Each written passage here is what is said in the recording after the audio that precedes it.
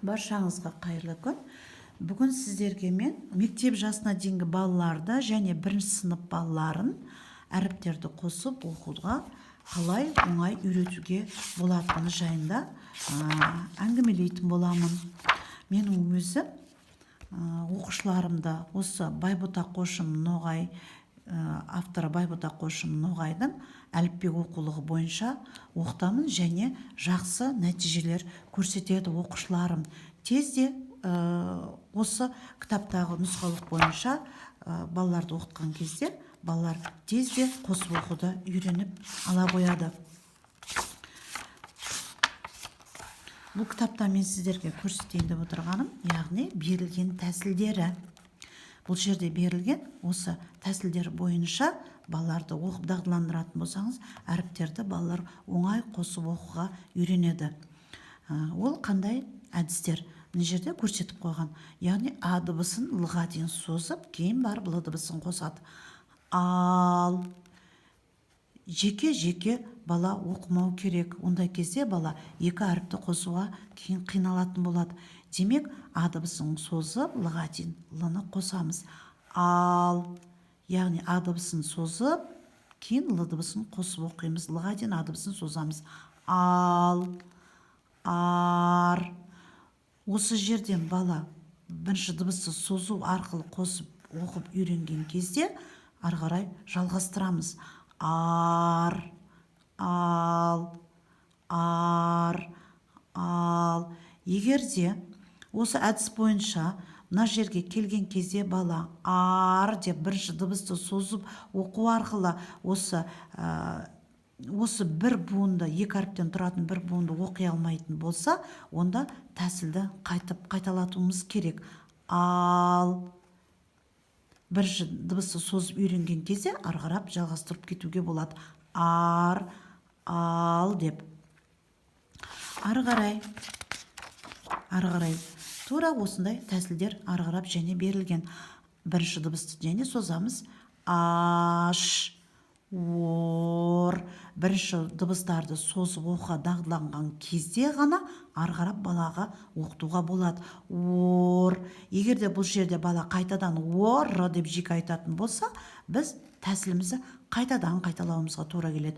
Бірінші дыбысты соза қой кәне. Бірінші дыбысты екінші дыбысқа жеткенше созамыз. Яғни аш, ор деген сияқты. Бала бірінші әріп созып үйренген кезде ары қарап жалғастыруымызға болады екен. Ор, аш. Көрдің бе? Астына сызып белгілеп қойған. Яғни сен бірінші дыбысты екінші дыбысқа дейін созуың керек деген сияқты балаға түсіндіріп отыруымыз керек.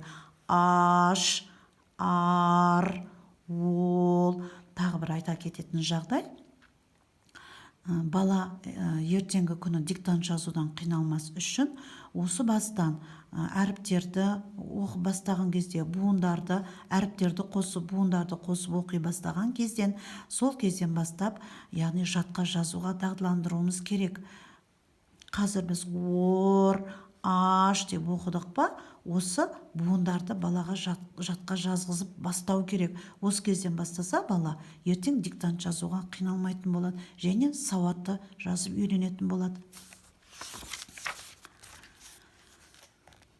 Аш, яғни баланың бұл тәсілді лезде меңгеруіне өте көптеген әдістер берілген. Өте жақсы жазылған кітап, өзімнің көңілімнен шықты. Осы кітаппен балаларды мен тез үйретуіме осы кітап өте көп көмек беріп жатыр. Аш, ор. Және дыбыстарды бірінші дыбысты созу арқылы бір буынды оңай қосып жатқан кезде бала өзі оңай меңгергеніне қарап, ары қарап сол тәсілді қолданып кетеді. Ор, ол деп оқығаннан кейін ары қарап осы тәсілді қолданып, осы тәсілмен жалғастырып кетуін қадағалаңыз. Ары қарай ашы деп оқуына жол бермеңіз. Бірінші дыбысты созу керек. Бірінші дыбыс қандай дыбыс болса да оны созу керек. Аш, ош, ша. Ал, ол, ла. Тағы бір осы қанша уақыт балаларменен жұмыс жасап жатырғаныма қарамастан көп бала теріс қарап оқиды. Соның себебін тегі де түсіне алмай қойдым. Оң жаққа қарап қосу қиын болды, қиналып тұрады да, ал солға қарай олар лезде қосады. Оларға оп-оңай қосады солға қарай. Неге екенін әліге дейін түсінбедім. Ал деп қосу қиын, ла деп оқи салады. Ол деп оқу қиын да, ло дей салады. Соған аса мән беру керек. Ол үшін не істейміз? Бірінші әріпке ғана қара. Бірінші әріпті бірінші оқисың, тілімізге іліп аламыз. Ла деп, одан кейін барып екінші әріпті қосамыз. Ла, ра. Екінші әріпке сен қарамай тұр. Бірінші әріпке ғана қара. Бірінші әріпті оқып, созып, екінші әріпке содан кейін қараймыз. Ра, ро, ар, шо, ло, ша. Яғни балаға өзіміз бірнеше рет қайталап оқып беру арқылы, одан кейін барып баламенен бірлесіп оқып, одан кейін бала өзі арғарап оқып кете алады. Енді дауыссыз дыбыстан басталатын буындар, бұл кезде де бірінші дыбысты созамыз, бірінші әріпті. Ша, ла. Ш деп созуға жол бермеңіз, немесе Л деп созуға жол бермеңіз. Ша, ла. Тура осы әдіспен арғарап бала жалғастырып кету керек. Ла, ша, ла, ша деп арғарап бала оқып кете береді. Ла, ло, ол. Яғни бірінші дыбысты екінші дыбысқа жеткенше бала созу керек. Сонда оңай әріптерді оңай қосатын болады. Және осы тәсілмен жалғастырып, балаға жалықпай бірінші өзіңіз оқып көрсетіп, одан кейін баламен ілесіп, біргелесіп оқысаңыз, бала лезде үйрене қояды. Ла, ша, ло, шо, ша, ла. Яғни бірінші әріптерді созу арқылы оңай қоса қояды екенбіз. Енді арғарай 3 әріптен құралған буындарға өтеміз. Одан арғарай 2 буындар, 3 әріптен құралған буындарды қалай оқиды екенбіз. Яғни ортада берілген дауысты дыбыстарды созу арқылы соңғы дыбысқа кеп тоқтайды екенбіз. Яғни лар, дауысты дыбысты созамыз. Лар, лар, шаш, шаш, шор.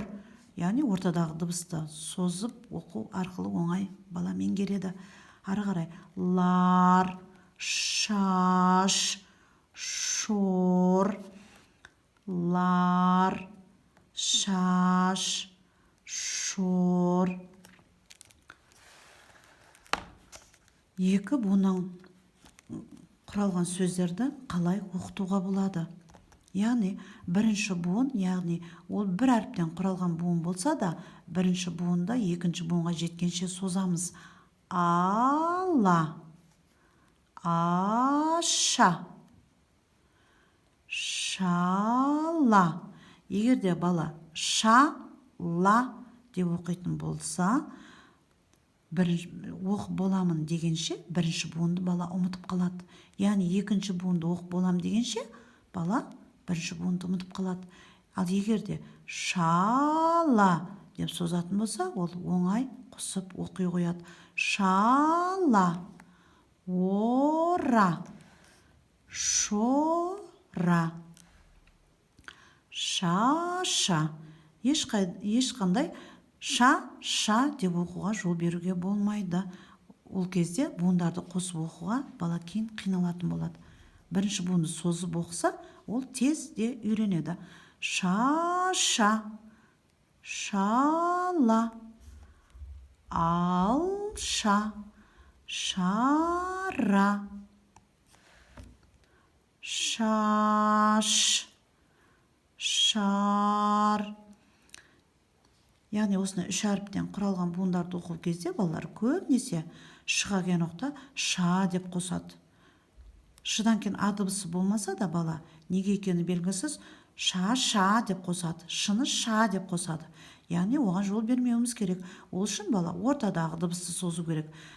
Яғни шаш ортадағы дыбысты созып шыға келіп тоқтау керек. Шаш, шар. Яғни ортадағы дыбысты созып оқуын баланың есіне салып қадағалап отыруымыз керек. Яғни осындай тәсілдер арқылы буындарды қосып оқытуға болады екен. Сіздерге пайдалы болды деп ойлаймын. Сау болыңыздар.